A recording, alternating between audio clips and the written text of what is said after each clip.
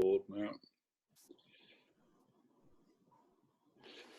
Well, greetings to a group of people that I've pulled together to have a kind of conversation that we're going to record and put out to hopefully encourage other people. So I'm Mark Carey. I'm vicar of Christchurch, Bridlington, lead the network of churches around Christchurch on the east coast of Yorkshire. It's always sunny here, and we love being by the sea. Welcome to the rest of you. Why don't we do introductions? Start with John. I'm John Lee, and I work for the Diocese of York, leading a team of pioneers, lots of them clergy, some lay people, and they're all working in partnership with parishes around the Diocese of York, setting up new worshipping communities. So they're all people with a kind of pioneering mindset. Right. Richard. Hi, Richard White. So I work across the Diocese of York with two projects. One, which is the one John just mentioned, that's called Multiply. And Ben will say a bit more about that in a moment. And that's particularly thinking about reaching people in their 20s, 30s and 40s. And we can say more about that later. And then the second project overlaps with that, and that's particularly thinking about our more deprived communities with a project called Mustard Seed. So I dip into both of those. Great. Emma? Hi, I'm Emma. I'm a community development leader for an estate in Bridlington on West Hill, but I'm also a leader of a church there. My role kind of splits across community development, and I've also got a massive interest in broken lives being restored, and that particularly focuses on addictions. But I also recently, last year, became employed by the lay Multiply pioneer minister sort of role. I don't know how I'd say that, but that's what it is. So. Great. And Ben? Hello, I'm Ben Walker, and what Emma was just describing, my job is to oversee lots of people with those lay part-time roles, planting new worshipping communities all over the Diocese of York. So I work supporting people like Emma and helping them get to the point where they would plant something. And so we've got lots of different ones starting all over, and then lots of different styles and ways, which we'll talk about more about later. I also am a site leader at a church called G2, and so my wife and I run a site called G2 City, which is basically a church it's mainly younger adults. The average age is probably about 22, 23, and the average age of our team is probably about 24. So a big part of the heart behind Multiply is in reaching younger adults, and so a lot of my role is in supporting people doing that, and sharing with lots of different people about how that works and how we can do mission and how we can plant things that are particularly opening up doors, maybe now not physical doors, but kind of virtual doors now, to younger adults engaging it with church and finding belonging in church and growing in discipleship. Yeah, that's great. And Multiply is a really exciting opportunity. And here at Christchurch, we're really pleased to be part of it. And it's been great to see Emma kind of heading in that direction, and being really encouraged already by the input and the encouragement from the team for what she's doing. So it's great. It's great to be part of new opportunities and new things developing right across the diocese. So we're in an extraordinarily challenging time. It's not that kind of life has been interrupted. It's completely disrupted, really, at so many different levels, and it's really serious challenges for us as a nation and across the nations. So I'm very aware of that, and maybe kind of what, you know, a good starter for us as we have this conversation is just to ask for some reflections from you all around, you know, the challenges and opportunities of this time, and kind of some of the things that you've been thinking about in relation to being in pandemic and being disciples at the same time. So, yeah, who fancies having a go at that, and then go on, Emma. Yeah. I think initially when this sort of first happened and we started to see the seriousness of it, and that we could possibly be working from home and that, I thought that I was going to go into this place of like rest really and just put my feet up. But actually what really happened was that I went into responding to crisis. Obviously, we didn't know how that was going to look, but that is actually my natural response. I thought it was going to be one thing and it actually was another. Being a disciple, so I don't know if I've actually had much rest per se, and actually just reflecting on what God's saying. I've just responded.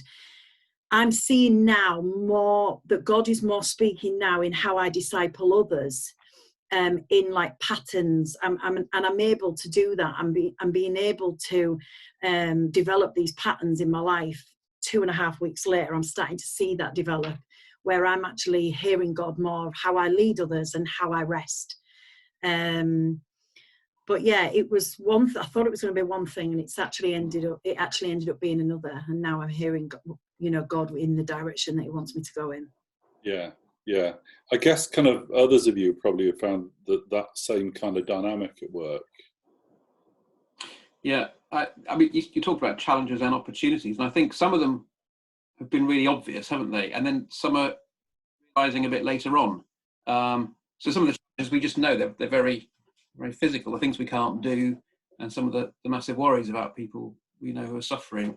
But lots of people are just sort of saying they're really tired, even if they feel like they've been doing less. And some people are busier than normal, but even people who are much less busier than normal, the kind of the strain on the brain of thinking life is different, and Zoom conversations much more exhausting than sitting in your front room, Mark. For some reason they just taxing.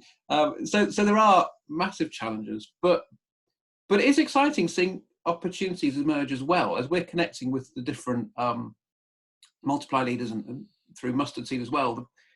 There's a huge amount of creativity out there, and you think about being a disciple, and we often sort of notice that most of the history of Christian discipleship down the ages and still around the world isn't in a place of relative comfort and security and safety, and we're in this sort of little bubble most of the time where it is, and suddenly some of that bubble has popped, and maybe we're praying it stops soon, but in the middle of this maybe there are opportunities to be disciples in a bigger way. Yeah. That's right. Talking to some of we had a Zoom meeting with our team yesterday, the day before, I can't remember, I'm losing track of time. And there is that mixture of, they're a pioneering bunch of people, so they want to do new stuff, and there's all sorts of stuff going on. But at the same time, it is shattering because everything is new, and everything has to be thought through. And it's pretty demanding, really, sitting in your front room trying to connect with people. But massively stimulating, seeing what they're doing as well. Yeah, I think I'm finding that a little bit like Emma. It's that the first it has almost gone in phases missionally and with the kind of bigger picture of building the kingdom and growing the church. Because I think the first phase it felt like very reactive. Those first few days of lockdown, and a lot of people in our community, a lot of people are widely dispersed because a lot of them are students. They might not even live in England. They may have gone back something completely different. And so actually it was a lot of just running home, and it was just kind of keeping up with that and putting out enough kind of encouraging messages and connecting with enough people to see how they were doing.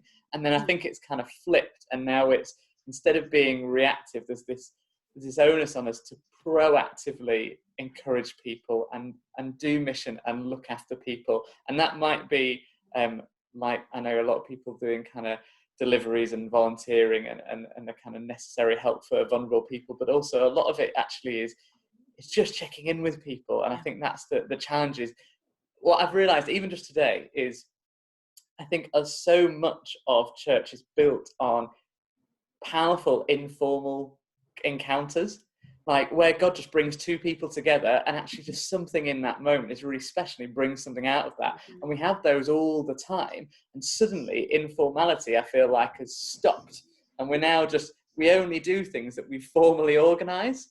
And I'm like, what I'm trying to figure out is how we now do church like that, how we bring back some of that informality just for these kind of chance encounters. And I think some of that is, what does it look like to be led by the Spirit in this context? How do we do that as a community? But I think it's also about how do we keep opening our non-physical doors for lots of people to connect with us? Because the thing about church is often we have random people just floating in, and do we have that as much anymore? Well, no, because it's all this formal structuring. So at the moment, I'm kind of in a phase of what is now our proactive response? How can we build back into our lives some of the key fundamentals of how we do church? Does that make sense? Yeah. Yeah. It really does. But at the same time, very often the doors to our church buildings aren't locked, and we want people to come in, but they don't. And it's fascinating how many people are coming in to stuff that is streamed or whatever the platform is. Just extraordinary. So there's that kind of both sides to it, isn't there? Yeah. What I've found really interesting is last year, when we started to form this team of people, some of them just new to Jesus, just started to do this walk with Jesus, and we're just serving all year. And then we came to January this year, and I really felt that God was saying we needed to invest in the team that we had and start doing a Bible discovery.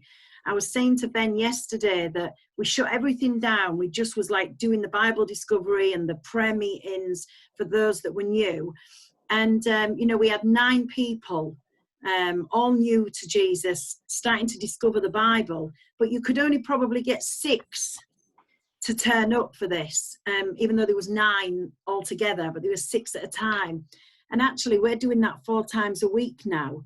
And we're getting 9-10 people every single time checking in. And 13 people are coming to evening prayers, people that don't even go to church. And so, and it's just like people are really responding at this time and turning up. Yeah. And I think what's great about that as well, Emma, is that I know that's not what it could sound like. We're like delivering this thing and people are passively responding to it. But actually, I know from yours, actually people are actively engaged in it, and they are doing their own kind of discipleship work outside of those that's feeding in because of the way you're structuring it. Yeah, one thing we've started doing, because at first I felt like people would just come in and it was like, and then I was getting drained because it was me doing it all. And so what we then did was we started to set like a homework, and we've only been doing it this week, but it's working. People are coming, and every single person has got a reflection on what they feel that God is saying to them in a passage. And, even people that are new, they're coming with something.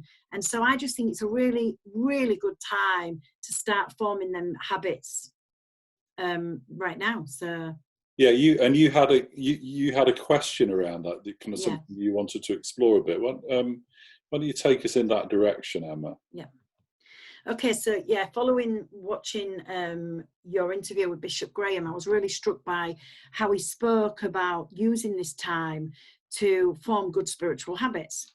And my question would probably around how we lead those new people that are new to Christ to use this time to grow as disciples and form them good spiritual habits. I mean, I've just mentioned one being Bible discovery, setting a little bit of a scripture homework, and then coming back. And just really, if there would be any other ways in which we could lead people to form good spiritual habits in prayer. And yeah. So what are your thoughts, everyone, around those kind of things? Because it's obviously an opportunity time, isn't it? People gathering in these kind of ways. Well, there are some great apps. There's just some fantastic stuff around. Like I've been using the Lectio 365 stuff that Pete Gregg's produced, and personally, I'm just finding that massively helpful. And the really good thing about it is he's engaged with what's happening right now, so it's very responsive to the world now, looking at the implications of the virus, all that kind of stuff. So on a very simple level, I think that sort of stuff is massively available and really helpful. Yeah. And it probably depends, doesn't it, too? I mean, who you're living with is going to make a big difference. So if you're on your own, you grow as a discipling community, don't you? Really, actually. So who you're with and what those relationships are like is going to have a big impact on how you grow as a disciple. I guess there'll be some places where it just feels like a pressure cooker, and that's going to be a big challenge. I'm aware of a household that it's a shared house, and they're all Christians, but sort of we're all leading quite independent lives, very, very different characters, and suddenly they're in this sort of enforced residential community, and it could have got quite sparky.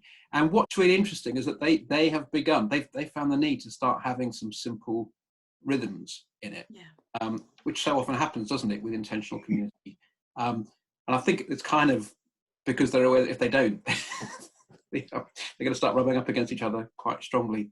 And we've even found in our own sort of small group, cell group that we're part of, we're nowhere near your 4 times a week, Emma, but what's lovely about it is the danger would be with things going online, who produces the slickest show. But if we do that, well, there might as well only be one church in the world, the one that's got the biggest production budget, and we'll just look at that one. And actually, what's meaning so much to us is doing this with a small group of people every week, where we can share where we're at and pray for each other. It felt so strange praying at first. I close my eyes. I can't cope with the fact that I can see you all. But with a couple of people in the group who are on the front line on the NHS, who are far from resting at the moment, they're really against it. And actually, we've just been doing the prayer course, and that's worked fantastically because you can watch the video on your own and then come together and discuss it in this kind of a way. So I think small group community actually is a massive opportunity for that at the moment. Yeah. What are your thoughts, Ben? I think building a little bit on what John was saying about how so much of our discipleship happens in community, and then kind of going back to what I was saying about this kind of how do we do life proactively in this sense. I think what I'm finding, and especially with the team that runs G2 City, that in the past when we've wanted to encourage each other and keep each other accountable to mentoring others and to raising others into leadership, sometimes we've just kind of seen it tick over, and maybe it's been a little bit inconsistent. But now, because it's needed to be, actually we're having to, like Rich says, factor in structure, because we're having to create our own structure to make things happen. So I think one of the things I'm finding is actually that regular discipline of checking in with people, and actually regular discipline of finding people that you are mentoring and you are encouraging and you are building into, actually is quite encouraging for your own faith at this point, because then it's not, like you say, it doesn't become this, we don't need one mega church that we just all feed off. Actually, our whole discipleship has a kind of a built-in process of relationship and exchange and interaction that I think it's right now is a great chance to say, well, how much of that am I actually doing, and how can I build that into a longer term pattern? Yeah. I think for me, the 4 times a week thing is just that I sense that some of these mums who are now homeschooling their kids as well, were going to disengage. And I said this to Matt, how do I stop these people that were literally active in this community, and that was where their life was, just being around that church, being around in that community with us, several times a week. And how do we stop them from disengaging and just literally, and so firstly, I started putting out these little recorded devotionals on a WhatsApp group so they could see my face, because they weren't engaging with text. And I just sensed that they were going to just, disengage, the very thing that I thought I was going to do initially. And I think this Zoom in and just seeing the faces is why we've stuck with the 4 times. And I don't subscribe like Mark, so I only get 40 minutes anyway. So, but I just think it's just valuable. Yeah. They've got the children all day long. Yeah, it must be hard. So. I mean, it strikes me that we've got an option that maybe many churches will choose, which is a treading water option. And that is just kind of maintaining what you can, basically, but then implies a return to some what is perceived as normal before the pandemic. And that we could easily kind of head into that, or we can choose that kind of developing the longer term kind of relational stuff, kind of new rhythms that then could be taken further once restrictions are eased. And this is an opportunity for a learning process in all of this, isn't it? That seems to be what we're saying. I did a blog about this. I think it's on the Multiply website somewhere. But basically, when we've gone around talking about Multiply to deanery chapters and things like that, we've said one of the images is, what if you had a blank piece of paper? And I've said, what if everything closed down tomorrow? What would you start and restart? And I think I'm trying to say, hey, here it is. We've suddenly got this blank piece of paper. Now, what shall we do? And what shall we not do? What do we now have a really great reason not to start doing again? And the other thing that occurred to me on my walk the other day was that the Beveridge report emerged in the middle of the war, right in the middle of all the crisis, before it was all done. Somebody sat down and said, how do we want our world to be when this is all over? And maybe we've all got to write our mini Beveridge reports and say, how do we really want this to be when it's all over? And do some radical thinking. Yeah, I think what John's getting at as well there, I really agree with, is this is an opportunity to expand our imaginations for how we view church and what kind of church we want to be and who we want to be as church. What I've actually been really encouraged by is, as I've been calling around different parishes where they're different stages in the process of thinking about planting a new worshipping community, actually so many of them are still really engaged in that and are dreaming big about, well, okay, when lockdown does end, how are we going to celebrate community? Because people will want to. How are we going to bring them together? How are we building the relationships now that when we get there are actually going to be the foundations of the kind of church we want? And, I've seen it in a couple of different places in Hull where they're literally in the planning for what that's going to look like, and they're using this time to bring things together and to actually do a bit of scheming about, okay, well, we've had to put the pause button on physical gathering, but actually this has given us a real opportunity to think big about what we want church to be and how we want to do mission. Emma and I were talking yesterday about some of I think they're the principles of kind of a Celtic spirituality. They're kind of the cave, the table, and the road. And the cave is that kind of intimate space with God that we have. The table is being around with family and the family of God around the table and how we have that kind of fellowship. And the road is our lives on mission, how we take the message of Jesus to people. And the cave's really easy right now. We're all in our own some kind of cave. We've got to figure out what habits like that. Table will have some of that, and I think some, like Richard was saying with Zoom calls, we are getting table.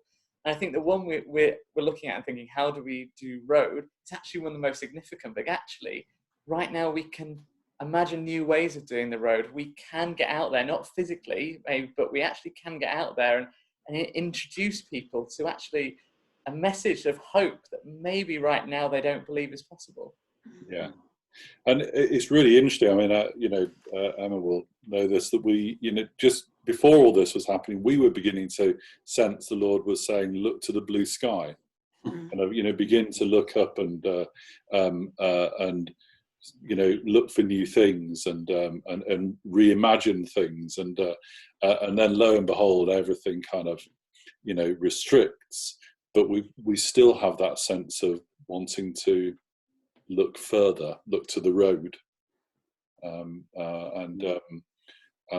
so back to what John was saying, what's the Beveridge reports that will come to in this time. This is an opportunity time. Can I just share one example where I feel that this has been a time of, this isn't to do with West Hill, where I'm where I'm involved in the New Worship Communities things, but just being on Doorstep, being on the food bank project, where you have got absolutely the majority of the people that come are men under 40. You do get some over 40, but it's that age bracket of men that have lost their identity, don't know how to be men, brokenness, broken families, all that. And at Christmas, I really sensed that God was saying that Doorstep has to be, it's not my project, it's my sister's, but I've kind of joined it recently, and it has to be more than just a bag of food. We have to look at what we can give other than food to these people. They need hope. And so as we've been doing these, we've been doing these food parcels and interacting with social distancing sort of distances. We've been seeing people respond to hope. We've had them opportunities. We're praying for the opportunities to be able to share about Jesus. And I've noticed a few, and we've been discussing what that looks like to take that on to something other than food bank, where we can actually have tables where we're eating together, where we're interacting, where we're maybe doing Bible discovery or other things with these men and women. But I sense there's a lot of men, just a lot of broken men using that service of that age bracket. And I just think that's thinking of new stuff already, just thinking of how we can take that on to other stuff. Yeah, and it's interesting that there's, we're just having these speculative conversations, aren't we? And they're kind of, little exchanges in a lull when there's not so many people in the queue and whatever, and and they're just naturally emerging, these little discussions, aren't they? Yeah. It's good to give ourselves permission to play an experiment at the moment. Life's very, very serious, isn't it? And I think within that, not to feel that everything we try now has to be something that will go on forever. Some of the things will do. Some will just be rubbish and we'll want to stop them straight away. And some will be really good for a season. And I was just thinking, a bit bizarre, but when I was a teenager is when John Wimber was first bringing teams over from America and doing lots of teaching about prayer for healing and so on. And one of their patterns was that when they would lay hands on someone to pray for them, the hand would be sort of a couple of inches above the person rather than touching them. It was a powerful time. And then lots of British people started doing that. When they would pray for people, they wouldn't actually put the hand on them. They would hover it above. And all kind of rumours got out that this was some dodgy practice. And actually the reason was just that John Wimber's church in Anaheim was in a hangar where there was no air conditioning and it was boiling hot. So it wasn't very nice having somebody put their hand on you. So they would just be really kind and not do that. Well, I'm just imagining we end up with the kind of the 2 meters away hand because of social distancing. Exactly right. Exactly what we should do right now. But please, let's not do that in a year's time. Which does. So there's stuff now that we want to start that will continue and will change us forever. But there's stuff now that's just for now, just for a season. We can be quite relaxed about that. Yes, I do wonder whether one of the things that we're hearing a bit from God about is the dynamic of being gathered and scattered, and that actually those are two things that work together rather than you are one or the other. And at this stage, of course, we're scattered. So we're even calling what we're doing via Zoom on a Sunday as our scatterings, as a way of describing them, because we're scattered but we're gathering. But there's something of there's clearly going to be something to do with those kind of coming together, and maybe our speculation and our exploration, especially around planting new worshipping communities and missional kind of things, will be, what does it look like to be both the scattered people of God and the gathered people of God? And God, I suspect, is teaching us some new things around that. That's really powerful, isn't it, Mark? Because we so often, whatever we know the right answers are, we default to church is an event on a Sunday in a building. And this is a really good time to unprogram that from ourselves, isn't it? Yeah. Yeah, and I think that the whole thing about not being allowed to be in your building when you lead your kind of stream thing feels both as if it's a crazy, ridiculous, bureaucratic bit of nonsense, but also maybe it's part of this lesson that we're all scattered, and actually even the leaders, even the clergy, having to do it from their front room. And perhaps that's good. Maybe we're really learning the toughest lessons through that. Yeah. Wow, we've got quite profound there, I think, folks. This has been really good. Emma, anything else that occurred to you that you'd like to kind of throw at these three while we've got them held captive in Zoom? Mine was probably just my final question, which, I've talked about people disengaging and talked about how do we grow spiritual habits, but also how do we attract new people at this time? I was very inspired yesterday having a conversation with Heather Black from Holy Trinity North Ormsby. So there's a new worshipping community starting up there, it's the second poorest parish in the country. In fact, I think the latest stats make it the third poorest in the country. But anyway, it's right up there. It's a small parish, really tough for people being in lockdown there. If you're, a family with no garden, in small accommodation and no money, people don't have reliable income, etc. Like you've been doing, you guys at Christchurch, there's been tons of investment in building relationships around the community. And that's showing amazing fruit right now in the way that you're asking, Emma. So from simple things like doing bedtime stories every night on Facebook with somebody reading and everyone can kind of join in, through to they're doing night prayer, like lots of people are, but having several hundred people connecting with it every night, because they've had 3 corona deaths already in that small community, and they've got people who are on the front line, as everywhere else has, and praying for those people by name. Loads of people who are on the fringe or even connected with people who are on the fringe are now being part of this. So I think it's where the hard work of sowing has been done, and where there are those links in the community. This is a wonderful opportunity to build on those. Probably far more so than expecting we can sort of start from scratch and somehow connect with people out there. Really inspiring to look at their stuff. I think that's so true, and that what we've seen there in North Ormsby is absolutely extraordinary.